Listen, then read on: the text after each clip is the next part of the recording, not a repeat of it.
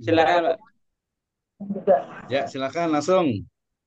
Biar cepat nih. Ini Terakhir, kelompok 7 nggak mau sama Assalamualaikum. kelompok 14. Tadi Ya, Pak Ustadz Ali silakan. saya kelompok 9 sudah ya. Ya, siap, siap. Terima kasih banyak Pak. Ini masih kesalahan tuh. Itu hasil dari penelitiannya katanya. Aduh, iya, Ya, mohon maaf. lanjut. Silakan Pak Usman. Silakan. Bismillahirrahmanirrahim. Assalamualaikum warahmatullahi wabarakatuh. Waalaikumsalam warahmatullahi Waalaikumsalam warahmatullahi wabarakatuh. wabarakatuh. Rabbil alamin wa bihi nasta'in wa ala umur dunya wa din. Assalatu wassalamu ala asrafil anbiya'i wa mursalin wa ala alihi wa sahbihi ajma'in amma ba'd. Rabbi israh li sadri wa yassir li amri wa hlul 'uqdatam min lisani yafqahu qawli. Jawabannya tuh.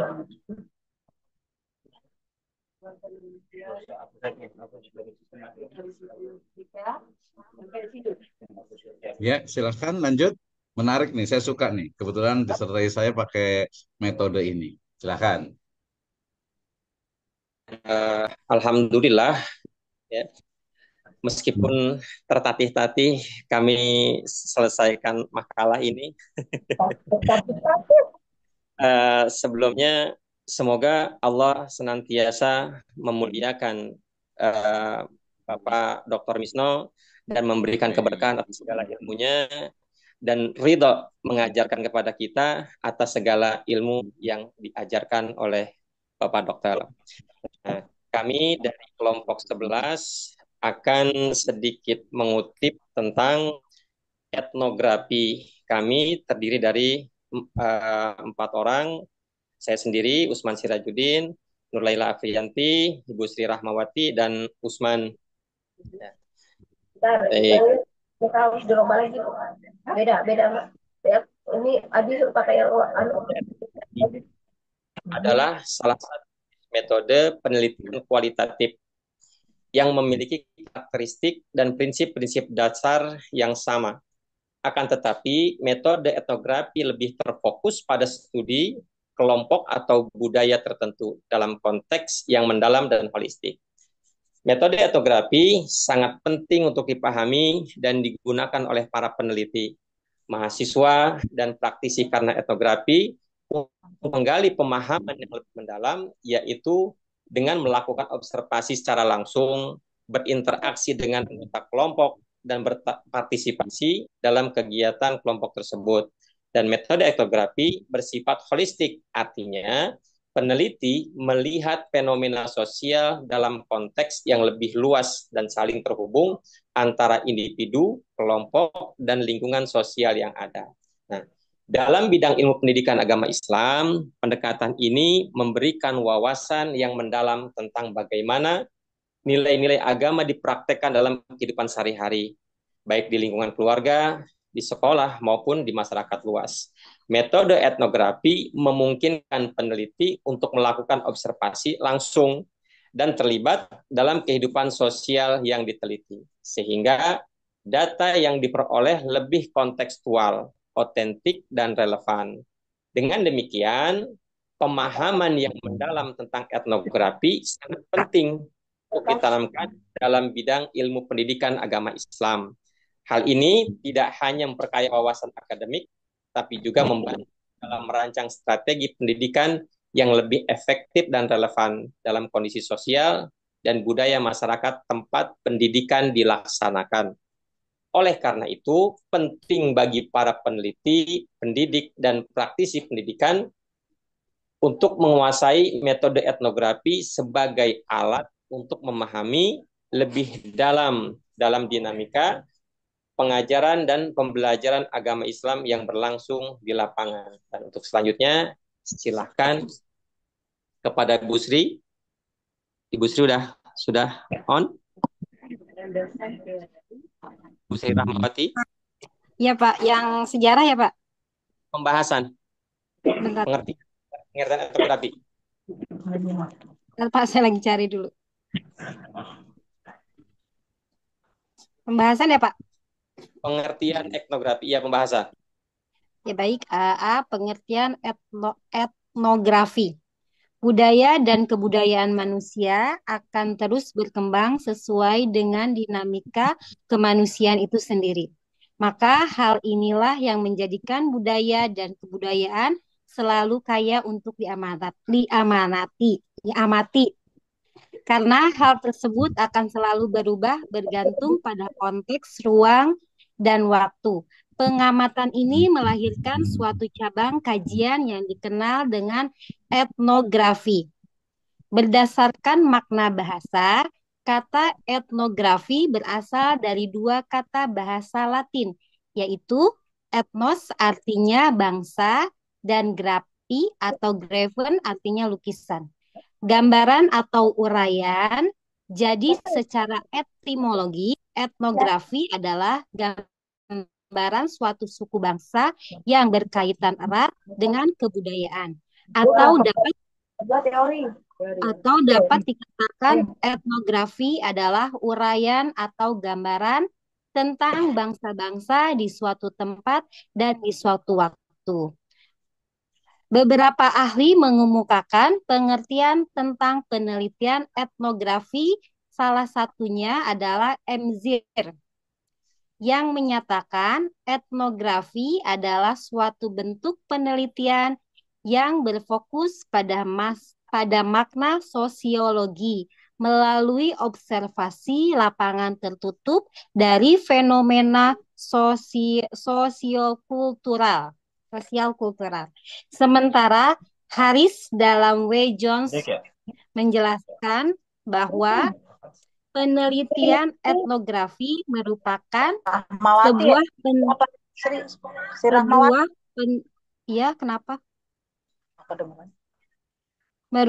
sebuah penelitian kualitatif di mana seorang peneliti menguraikan dan menafsirkan pola bersama dan belajar nilai-nilai, perilaku, keyakinan, dan bahasa dari berbagai kelompok, baik sebagai proses dan hasil penelitian. Etnografi adalah sebuah cara belajar kelompok pada suatu budaya, baik sebagian akhir dalam hasil penelitian.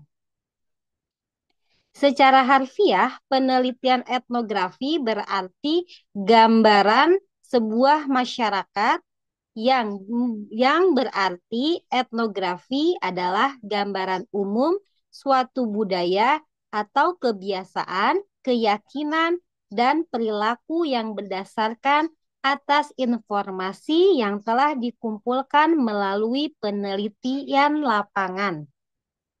Dari beberapa definisi di atas, maka dapat diambil kesimpulan bahwa penelitian etnografi adalah sebuah penelitian kualitatif yang berfokus pada makna sosiologi dengan menggambarkan, menganalisa, dan memberi penafsiran dari sebuah pola budaya tertentu.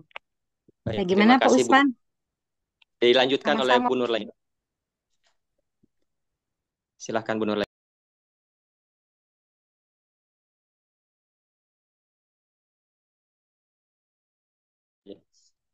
Di sini aja. Ya. Sebentar. Baik, saya lanjutkan ya. Ya, silakan lanjut. Sejarah perkembangan etnografi. Sejarah etnografi tidak dapat dipisahkan dari penjelajahan. Kecilan tulisannya. Iya. Sebentar.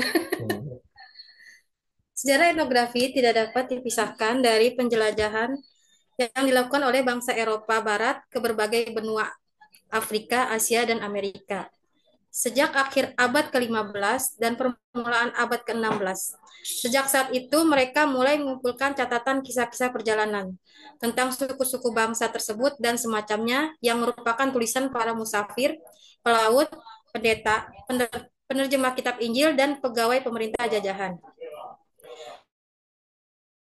Dalam himpunan catatan tersebut termuat bahan pengetahuan berupa deskripsi adat istiadat, susunan bahasa, dan ciri-ciri fisik dari beraneka ragam suku bangsa. Etnografer oleh bangsa Eropa pada saat itu berfungsi untuk mengetahui penyebaran kebudayaan manusia. guna membangun koloni-koloni jajahan dan mencari kelemahan suku asli kemudian menaklukkannya. Himpunan deskripsi tersebut menarik perhatian kalangan pelajar, sehingga muncul anggapan bahwa sebagian orang Eropa memandang bangsa-bangsa di luar Eropa itu sebagai manusia liar, sehingga muncul istilah orang primitif dengan kebudayaan liar atau savage. Karena belum terpengaruh oleh kemajuan budaya yang telah terjadi di Eropa waktu itu. Sebagian lagi menganggap bahwa adat istiadat mereka aneh dan unik, sehingga muncul dorongan untuk mengumpulkan berbagai benda yang ada hubungannya dengan suku-suku bangsa tersebut, seperti alat-alat rumah tangga, senjata, hasil kesenian, dan kerajinan. Benda-benda tersebut pada awalnya dikoleksi oleh kerajaan dan orang-orang kaya. Koleksi benda-benda tersebut disebut etnografika. Dari keberadaan benda-benda tersebut muncul gagasan untuk diorganisir dalam suatu tempat yang dikenal dengan museum. Pada akhir abad ke-18, didirikan Museum Etnografi pertama tentang kebudayaan bangsa-bangsa di luar bangsa Eropa. Etnografi modern mulai muncul di awal abad ke-20 yang dipelopori oleh antropologi Radcliffe, Brown, dan Malinowski. Ada beberapa perbedaan yang dasar antara etnografi modern dengan etnografi tradisional sebelumnya, yaitu dalam masalah data. Etnografi tradisional mengandalkan data penelitiannya dari peneliti lain. Sedangkan data etnografi modern diperoleh oleh peneliti secara langsung dengan terjun ke lapangan melalui informan. Perbedaan lainnya adalah bahwa etnografi tradisional terfokus pada sejarah kebudayaan. Sedangkan etnografi modern lebih luas lagi, masuk pada ranah budaya, adat istiadat, bahasa, dan kondisi masyarakat secara umum. Metode etnografi modern merupakan kritikan dan pengembangan terhadap etnografi sebelumnya. Etnografi postmodern muncul di tahun 1960-an melalui antropolog kognitif, diantaranya adalah James P. Bradley. Ciri utamanya adalah bagaimana masyarakat memanfaatkan kebudayaan tersebut dalam kehidupan. Etnografi postmodern berbeda dengan etnografi modern, di mana analisis data dibicarakan sesuai dengan pikiran masyarakat yang diteliti. Lain halnya pada etnografi modern, data dianalisis menurut pemikiran peneliti. Etnografi postmodern memiliki tujuan untuk mengungkap secara jelas bagaimana suatu masyarakat mengorganisasikan budaya dan pemanfaatannya dalam kehidupan mereka. Di sini peran peneliti bukan untuk merumuskan data yang didapatnya, tetapi bertugas untuk mendeskripsikan saja berbagai macam kegiatan budaya suatu masyarakat. Selanjutnya, Pak Usman udah ada, Pak Usman? Oke, kalau gitu saya lanjutkan. Langkah-langkah penelitian. Langkah-langkah dalam menerapkan pendekatan, langkah-langkahnya adalah sebagai berikut sebagaimana diajukan oleh Bradley. Yang pertama adalah menetapkan informan. Dalam langkah pertama, ini ada beberapa syarat yang harus dipenuhi dalam menetapkan informan, yaitu enkulturasi penuh, artinya mengetahui budaya miliknya dengan baik. Lalu keterlibatan langsung, suasana budaya yang tidak dikenal biasanya akan semakin menerima tindak budaya sebagaimana adanya. Dia tidak akan basa-basi. Lalu memiliki waktu yang cukup dan non-analitis. Langkah yang kedua adalah melakukan wawancara dengan informan. Kegiatan wawancara dengan informan ini sebaiknya dilakukan dengan rasa persaudaraan, dan juga sebaiknya peneliti menyampaikan pertanyaan apa yang menjadi tujuan dari awal kepada informan. Kemudian, pertanyaan yang diberikan harus meliputi pertanyaan yang mengenai etnografis, yang bersifat deskriptif, struktural, dan kontras. Langkah yang ketiga adalah membuat catatan etnografis. Catatan etnografis di sini dapat berupa laporan secara ringkas, laporan yang sudah diperjelas, jurnal lapangan yang harus diberikan analisis atau interpretasi, alat perekam gambar, artefak, dan benda lain yang mendokumentasikan suasana budaya yang dipelajari. Catatan yang penting bagi peneliti adalah identitas informannya. Langkah yang keempat adalah mengajukan pertanyaan deskriptif. Pertanyaan yang bersifat deskriptif ini berguna untuk merefleksikan tempat. Pertanyaan dapat diawali dengan bentuk prihatin, kerjasama, dan partisipasi. Langkah yang kelima adalah melakukan analisis wawancara etnografis. Analisis yang dibuat dapat dikaitkan dengan simbol dan makna yang disampaikan oleh informan. Di sini, peneliti bertugas untuk memberikan sandi dan simbol budaya, serta melakukan identifikasi aturan-aturan sandi yang mendasar. Langkah yang keenam adalah membuat analisis domain. Peneliti membuat istilah mencakup dari apa yang ditanyakan oleh informan. Langkah yang ketujuh adalah mengajukan pertanyaan struktural. Pertanyaan struktural ini bertujuan untuk melengkapi pertanyaan deskriptif yang telah diberikan sebelumnya. Langkah yang keempat adalah membuat analisis taksonomik. Berdasarkan pengertiannya, taksonomik merupakan upaya atau usaha untuk memfokuskan pertanyaan yang telah diberikan Jadi, analisis taksonomik, analisis yang dibuat berdasarkan fokus pertanyaan yang telah diberikan. Ada 5 langkah penting membuat taksonomi, yaitu yang pertama, pilih sebuah domain analisis taksonomi. Yang kedua, identifikasi kerangka substitusi yang tepat untuk analisis. Lalu yang ketiga adalah cari subset di antara beberapa istilah tercakup. Yang keempat, cari domain yang lebih besar. Dan yang kelima, buatlah taksonomi sementara. Langkah yang kesembilan adalah mengajukan pertanyaan kontras. Nah, peneliti dapat mengajukan pertanyaan-pertanyaan yang bersifat kontras guna untuk mendapatkan jawaban yang berbeda. Langkah yang ke-10, membuat analisis komponen. Analisis komponen ini sebaiknya dilakukan ketika peneliti berada di lapangan. Hal ini guna untuk mencegah apabila ada hal-hal yang masih perlu ditambah tidak tertinggal. Dan kemudian peneliti dapat melakukan wawancara ulang dengan informan. Dan langkah yang ke-11 adalah menemukan tema-tema budaya. Tema budaya ini dikatakan merupakan akhir dari analisis etnografi. Apabila peneliti mampu menemukan tentang tema budaya, maka dapat dikatakan peneliti telah berhasil dalam melakukan penelitian tersebut. Dan langkah yang terakhir adalah menulis etnografi. Menulis etnografi ini sebaiknya dilakukan secara deskriptif dengan menggunakan bahasa yang mudah. Apabila peneliti diharuskan untuk bercerita tentang satu kejadian, maka sebaiknya peneliti bercerita dengan bahasa yang tidak membosankan pembaca. Silahkan dilanjutkan, Bu Sri, atau tentang pengumpulan data, Bu Sri. Baik, Pak. Pengumpulan data. Penelitian etnografi merupakan penelitian yang tidak menggunakan hitungan statistik. Kondisi ini tentu mengharuskan peneliti etnografi hanya mencari data yang sifatnya observasional, sehingga paling tidak terdapat 3 cara metode pengumpulan data yang dilakukan. 1.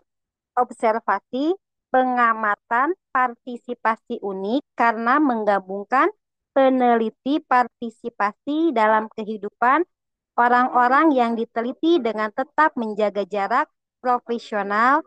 Observasi adalah tindakan mengamati aktivitas dan interaksi sosial antara peneliti dan masyarakat yang diteliti. 2. Wawancara mendalam. Wawancara mendalam umumnya disesuaikan dengan tujuan-tujuan atau pertanyaan-pertanyaan peneliti. Apabila memungkinkan selama proses wawancara mendalam, dalam penelitian etnografi dilakukan perekaman secara audio dan segera setelah itu ditranskripsi untuk kemudahan proses analisis. 3. Dokumentasi. Dokumen yang ada dalam sebuah kelompok etnik dalam konteks yang bersifat alamiah terjadi dalam kehidupan sehari-hari. Dokumen tentang komunitas, partisipan, institusi dan praktik kebudayaan sangat penting bagi ketercapaian tujuan peneliti etnografi dalam bidang psikologi. 4. Recorder. Rekaman audio atau video alat pengumpul data ini sangat berguna dalam proses pengumpulan data dan analisis data karena memberikan jaminan keakuratan data dan memungkinkan untuk diulang-ulang pada kesempatan lain apabila diperlukan. Selanjutnya dilanjutkan Bu Nur Laila. Teknik analisis data. Teknis analisis data yang digunakan dalam penelitian etnografi adalah teknik analisis tematik etnografi dalam upaya mendeskripsikan secara menyeluruh karakteristik kultural yang mempengaruhi perilaku sosial individu. Fokus ini sesuai dengan pengertian etnografi yang berarti penelitian untuk menemukan dan mendeskripsikan secara komprehensif fenomena budaya dari sebuah kelompok. Teknis analisis tematik etnografi dilakukan melalui prosedur pertama. Peneliti membuat daftar kategori yang menonjol sesuai tujuan penelitian yang terdapat dalam data-data hasil pengumpulan data. Data kategori itu adalah fenomena perilaku atau kejiwaan yang spesifik suatu kelompok budaya tertentu atau etnik tertentu. Peneliti memberi label terhadap kategori-kategori yang muncul. Kemudian ketiga, berdasarkan pada daftar kategori yang menonjol tersebut, maka kemudian peneliti membuat kesimpulan-kesimpulan hasil penelitian. Kelebihan dan kekurangan pendekatan etnografi. Kelebihannya, pertama, menghasilkan pemahaman yang mendalam. Karena hal yang dicari dalam penelitian ini bukan hal yang tampak yang terkandung dalam hal yang nampak tersebut. Kedua, mendapatkan atau memperoleh data dari sumber utama yang berarti memiliki tingkat validasi yang tinggi. Ketiga, menghasilkan deskripsi yang kaya, penjelasan yang spesifik dan rinci. Kemudian, peneliti berinteraksi langsung dengan masyarakat sosial yang akan diteliti. Selanjutnya, membantu kemampuan berinteraksi karena menuntut kemampuan bersosialisasi dalam budaya yang ia coba untuk dijelaskan. Sedangkan kekurangannya, yaitu pertama, menuntut seseorang peneliti yang memiliki latar belakang pengetahuan yang kuat, mengetahui dengan jelas subjek yang akan diteliti atau dipelajari. Kedua, perspektif pengkajian kemungkinan dipengaruhi oleh kecenderungan budaya peneliti. Ketiga, membutuhkan jangka waktu yang panjang untuk mengumpulkan data dan mengelola data. Keempat, pengaruh budaya yang diteliti dapat mempengaruhi psikologis peneliti ketika peneliti kembali ke kebudayaan asalnya. Kelima, peneliti yang tidak memiliki kemampuan sosialisasi terdapat kemungkinan penolakan dari masyarakat yang akan diteliti. Baik, selanjutnya contoh etnografi dalam penelitian Al-Quran. Studi Islam merupakan pengetahuan yang dirumuskan dari ajaran Islam yang dipraktikkan dalam sejarah dalam kehidupan manusia. Ajaran Islam tidak terlepas dari praktek dan kegiatan masyarakat Muslim dalam kesehariannya. Praktek masyarakat Muslim tersebut yang telah berlangsung lama dan turun-temurun menjadi ciri khas dan bisa dikategorikan dalam kebudayaan. Kebudayaan sangat luas cakupannya. Dalam hal ini, pencarian sebagaimana dikutip oleh Ratna membedakan menjadi 7 jenis, yaitu mata pencaharian, pertanian, peternakan, produksi, peralatan, bahasa, kesenian, sistem pengetahuan, dan religi. Salah satu metode yang dapat dipakai untuk mengkaji kebudayaan adalah etnografi. Penggunaan etnografi sebagai metode atau pendekatan dalam mengkaji Islam adalah untuk mendeskripsikan bagaimana Islam telah dibumikan, bagaimana tradisi-tradisi Islam dipraktekkan dan ditransmisikan di berbagai kawasan, baik di pedesaan maupun perkotaan. Di antara bagian dari studi Islam adalah Al-Quran. Seperti dalam pandangan Ali Syariti, sebelumnya bahwa Al-Quran memiliki banyak dimensi dan bisa dilihat serta dikaji dari berbagai aspek dengan berbagai pendekatan. penelitian yang bisa dikembangkan dengan menggunakan metode etnografi terhadap Al-Quran setidaknya bisa masuk kepada 3 aspek. Yang pertama, Al-Quran sebagai teks. Al-Quran bagian dari kultur dan kebudayaan masyarakat Muslim. Dan yang ketiga, Al-Quran sebagai artefak. Nah, 3 aspek tersebut saya kutip dari tulisan Saputro tentang klasifikasi epistemologi penelitian tafsir yang memiliki peluang untuk dikembangkan dengan mempertimbangkan 3 asumsi tersebut. Yang pertama, Al-Quran sebagai teks. Seluruh umat Islam telah sepakat bahwa Al-Quran sudah final. Tidak mungkin ada perubahan sedikit pun. Teks Al-Quran merupakan kalamullah yang bersifat sakral. Meskipun demikian, teks Al-Quran tidak menutup diri untuk diteliti. Beberapa aspek yang berkaitan dengan teks untuk dikembangkan melalui kajian penelitian dengan etnografi adalah aspek qiraah Al-Quran, terjemahan Al-Quran, dan penafsiran Al-Quran. Dalam kitab Ummul Quran, ketiga hal ini menjadi bagian kajian di dalamnya. Bahasan tentang ketiga tema tersebut dalam kitab Ummul Quran merupakan wawasan dan sekaligus teori bagaimana para pembaca dan mengkaji, dan bisa dikembangkan dalam bentuk penelitian dan metode etnografi. Aspek qiraah Al-Quran sebenarnya telah banyak diulas dalam kitab-kitab tafsir dan bahkan telah dibukukan dengan baik.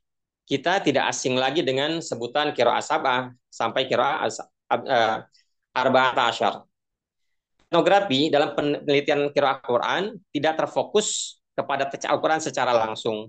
Bagaimana satu kata dibaca dengan ragam bacaan sesuai dengan riwayat yang ada, tetapi lebih diarahkan kepada kajian wilayah. Bagaimana masyarakat membaca teks Al-Quran, qiraah riwayat siapa yang dipakai, dan sebagainya.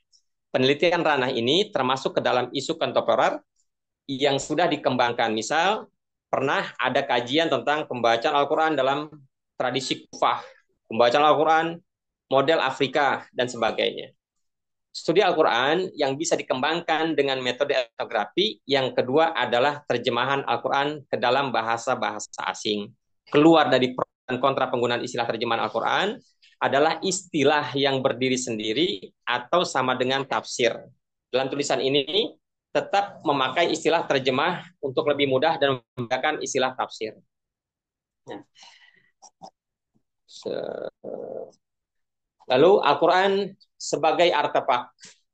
Meskipun mushaf Al-Quran adalah induk mushaf Utsmani, telah terbukukan dan telah dicetak di berbagai penerbangan dunia. Tapi pada kenyataannya banyak ditemukan mushaf Al-Quran yang ditulis dengan tangan di berbagai kawasan. Sampai saat ini masih sedikit kajian terhadap manuskrip mushaf Al-Quran yang ditulis oleh tangan para ulama-ulama di masa lalu, khususnya di Indonesia.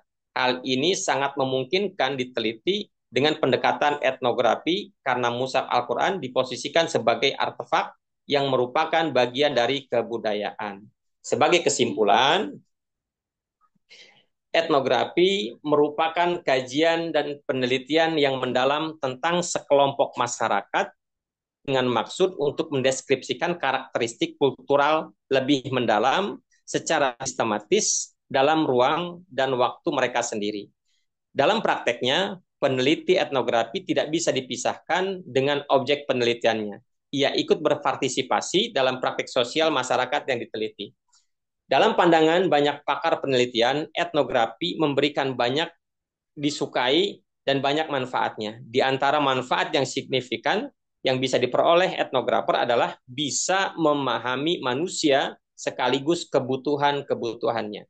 Etnografi tidak hanya dipakai untuk meneliti budaya dan kebudayaan yang sifatnya umum, tapi bisa pula pada kebudayaan Islam, yang salah satunya adalah hubungan dengan Al-Quran. Agar etnografi bisa masuk pada penelitian Al-Quran, maka Al-Quran harus diposisikan dalam 3 hal, yaitu Al-Quran sebagai teks, Al-Quran sebagai kultur dan kebudayaan. Alhamdulillah, demikian kutipan kami tentang etnografi. Sebelumnya, tentang segala kekurangannya, mohon dimaafkan, dan selanjutnya kami serahkan kepada Bapak dosen, Bapak Dr. Misno. Waktu dan tempat dipersilahkan.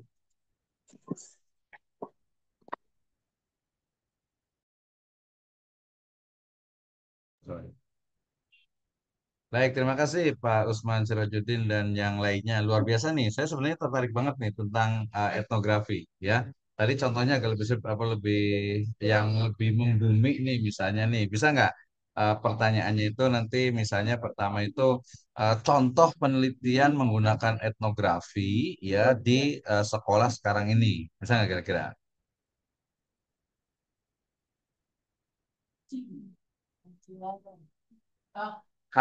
Iya itu pertanyaan pertama. Pertanyaan berikutnya, ini nggak bisa nggak apa sih namanya itu karakteristik dari etnografi ini apa sih sebenarnya dibanding dengan penelitian yang lainnya? Silakan.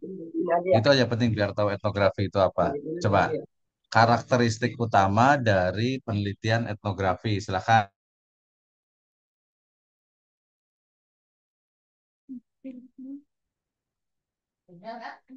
Ini ya. Ini Pak instrumen di depan. Ini kenapa ada dua nih? X sama Y aja kan cuma satu ya? Iya, iya. Hmm. Kebanyakan. Di sini. Cuma ini ya, HO sama HI. H1 aja. Ini juga kalau keterangan, nah ini PY-nya di mana? Di sini nggak usah. Nah sekarang berarti bikin ini ya, bikin apa? Bikin apa? Kelihatan. Ya silakan Pak Osman Sarajudin, bisa dijawab nggak? Coba. Apa karakteristik utama dari metode etnografi? Silakan yang lainnya juga bisa bantu. Coba dalam satu menit aja karakteristiknya seperti apa?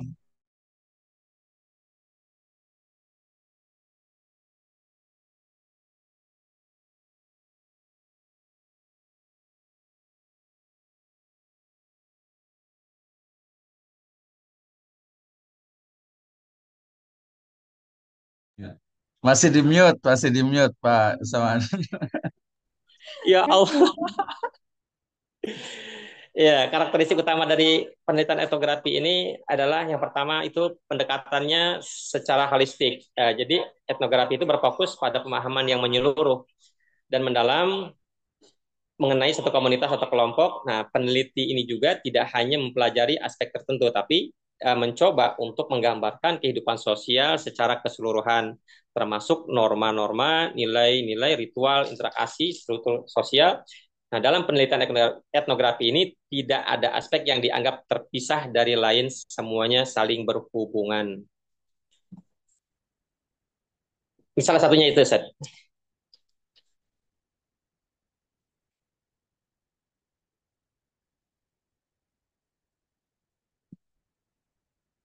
Halaman depannya. Yang unik.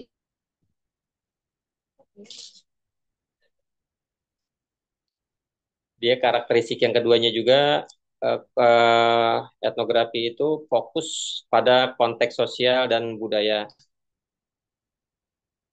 Nah, jadi peneliti etnografi itu sangat bergantung pada pemahaman konteks sosial dan budaya tempat penelitian yang dilakukan. Nah, peneliti juga berusaha untuk memahami fenomena sosial yang diamati, kerangka budaya, sejarah. Ini berarti bahwa peneliti harus memperhatikan faktor-faktor yang membentuk perilaku dan interaksi dalam kelompok tersebut, seperti tradisi nilai dan tadi norma dan kepercayaan. Oke, berdasarkan ini teknik pengumpulan datanya, apa karakteristik dari etnografi? Berdasarkan teknik pengumpulan datanya, apa yang membedakan etnografi dengan yang lainnya? Dari sisi cara mengumpulkan datanya. Yang lain bantu juga. Sebentar. Bantu ya sedikit ya. Kalau di etnografi itu untuk mendapatkan atau memperoleh datanya, sumber utamanya memiliki validitasnya tinggi karena dia apa sih? Aku jadi lupa. Grogi Zat. Jadi etnografi itu karakteristik utamanya itu adalah bahwa dalam teknik pengumpulan data itu peneliti itu berpartisipasi, artinya terlibat langsung dengan ya subjek penelitian dengan yang diteliti. Itu misalnya saya ingin tahu caranya bagaimana sih ketika misalnya orang itu nanam padi di sawah gitu ya. Jadi kita tidak bisa hanya melihat saja orang menanam padi, tapi kita harus turun ke sawah ikut menanam padi. Nah, itu merasakan langsung. Jadi makna dari etnografi itu. Oke ya. Kemudian tadi contohnya apa? Coba sebutkan contoh yang lebih membumi yang di Indonesia penelitiannya. Contohnya Yang di Indonesia kayak gimana metodenya nih? misal pengaruh pendidikan agama Islam terhadap akhlak dengan Punten, metode. kalau pengaruh, dia itu pendekatannya kuantitatif dengan regresi linear, baik sederhana ataupun berganda. Dia bukan pakai etnografi. Oh, Dia pakainya kuantitatif, pakai statistik. Coba cari yang lain, tanya ChatGPT. Ya, coba nah, berikan contoh metode penelitian etnografi dalam bidang pendidikan agama Islam. Yang lain bantu.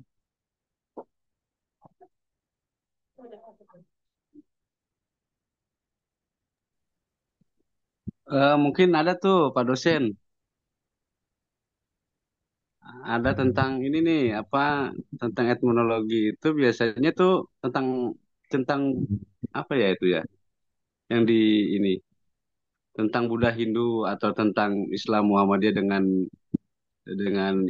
apa mazhab Imam Syafi'i itu bisa tuh mungkin mungkin tambahan yang lagi booming. ya. Ya, silakan gimana?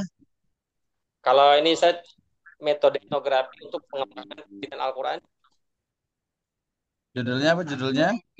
metode etnografi dan pengembangan penelitian Al-Quran. Kayak gimana cara kerjanya? Cara penelitiannya? Eh, Sebentar. Sini tanda tangan dulu. Cara penelitiannya, Caranya gimana untuk mengetahui? Oke, semangat. sebentar saya hilang. Caranya gimana nih untuk mengetahui? Ini yang lain paham ya? Ini saya senang sekali sebenarnya nih. Cuman ini ada beberapa mahasiswa mau penelitian ini ya, namanya skripsi biasa. Ya, Jadi yang agak paham sedikit itu terganggu nih. Jadi nanti ya, harus paham kenapa sih harus pakai pertanyaannya coba. Kenapa harus pakai etnografi? Jawabannya apa? ya karena itu ya data yang didapat itu kan cukup menyeluruh. Jadi penting untuk kita bisa istilahnya tahu lebih banyak ketimbang yang lain. Oke, jawabannya itu adalah kenapa harus menggunakan etnografi? Karena peneliti ingin mengetahui makna emik dari ya tineliti. Tineliti adalah objek yang diteliti, walaupun manusia itu bukan objek tapi subjek. Jadi memahami makna dari orang atau dari tineliti ya yang apa adanya itu. Gitu. Jadi misalnya kita pengen tahu nih Pak Usman Sirojudin pakai peci nih, gitu ya. Kenapa pakai peci? Ya kita nggak tahu nih. Ya maksudnya itu apa? Ya tapi dengan memahami, oh tiap hari ternyata Pak Usman itu pakai peci ternyata gitu ya. Bukan hanya kuliah, bukan hanya ke masjid saja, gitu kan ya. Jadi dia harus ikut partisipatif, ikut terus gitu ya. Jadi itu untuk menguji dari validitas datanya gitu. Sehingga oh benar memang maknanya seperti ini. Misalnya nih agak sedikit ekstrim nih. Misalnya kenapa sih di beberapa wilayah itu misalnya orang itu nggak mau istilahnya itu sekolah itu agak sedikit apa ya dibadui misalnya gitu ya. Mereka itu kenapa sih mereka nggak mau sekolah? Bukan nggak mau, nggak boleh gitu ya. Kenapa sih mereka nggak boleh sekolah gitu ya? Sampai sekolah itu nggak ada lebih dari 15.000 jiwa penduduknya itu satu kecamatan itu mereka nggak sekolah gitu. Kenapa sih? Nah kita nggak bisa tuh cuman kira-kira, cuman observasi, cuman wawancara sebentar, tapi harus ikut bersama mereka, bergabung dengan mereka, gaya hidup mereka, sehingga nanti kita akan tahu, oh maknanya adalah seperti ini. Oke, itu ya. Oke, serius banget nih. Terima kasih Pak Hasan. Jadi silakan ditutup. Ini keluar. Kemarin ini Baik, disuruh Alhamdulillah. Apa ada yang mau presentasi lagi? Pak Ali, nggak ada. atau sudah selesai? Sudah selesai. Ya. Eh, Kelompok Si Asep sudah ya. Berarti ini ya. Kalau Yang tidak, kelompok bagi